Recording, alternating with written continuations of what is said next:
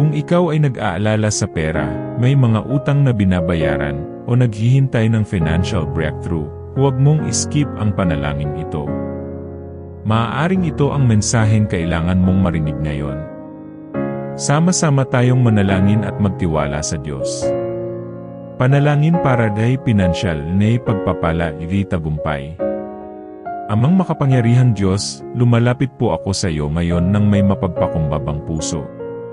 Kinikilala ko na ikaw ang pinagmumulan ng lahat ng mabubuting bagay sa aking buhay.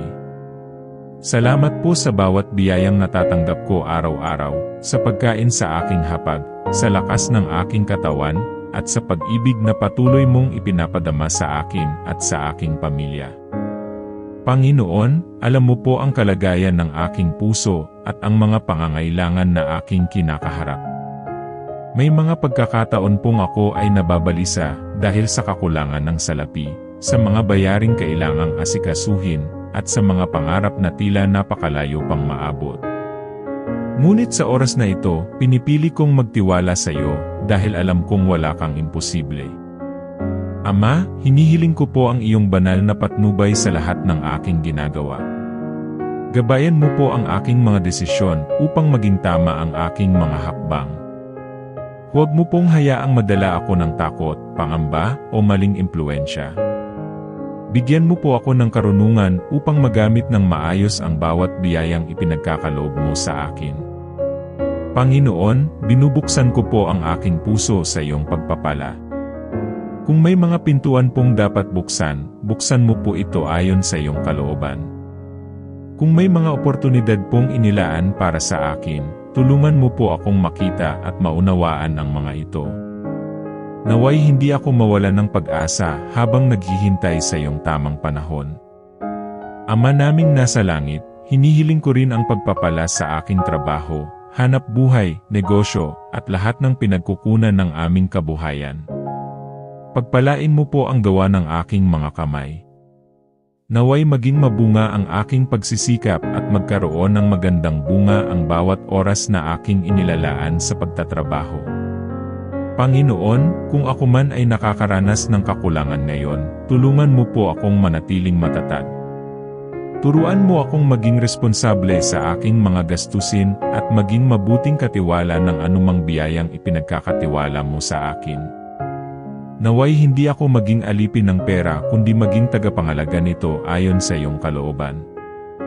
Ama, alisin mo po ang anumang hadlang na pumipigil sa pagdating ng mga biyayang inilaan mo para sa akin.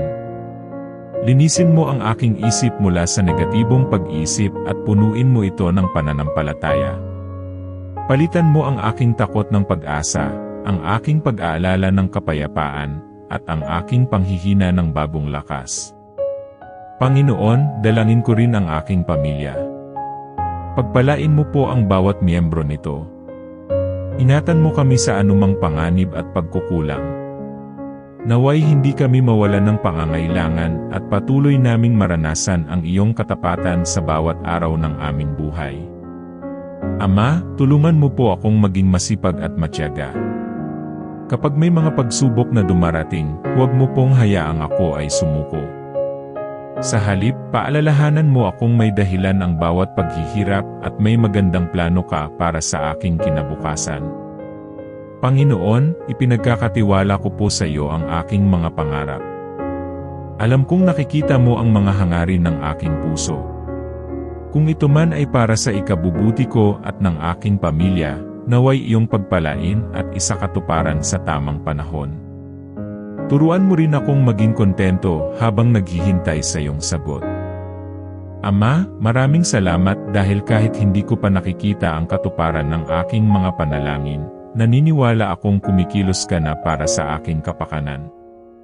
Naniniwala akong may mga biyayang paparating, may mga pintuang magbubukas, at may mga himalang darating sa tamang panahon. Patuloy mo po akong samahan sa bawat araw. Naway manatili akong tapat, mapagpasalamat, at puno ng pananampalataya.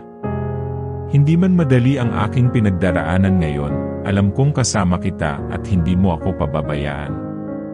Salamat po, Panginoon, dahil ikaw ang aking tagapaglaan. Ikaw ang aking lakas sa panahon ng kahinaan, pag-asa sa panahon ng kawalan, at ilaw sa panahon ng kadiliman. Patuloy akong magtitiwala sa iyo at mananalig na ang mga pagpapalang inilaan mo para sa akin ay darating sa tamang panahon. Sa pangalan ni Jesus, ang aming Panginoon at Tagapagligtas, aking idinadalangin ang lahat ng ito. Amen.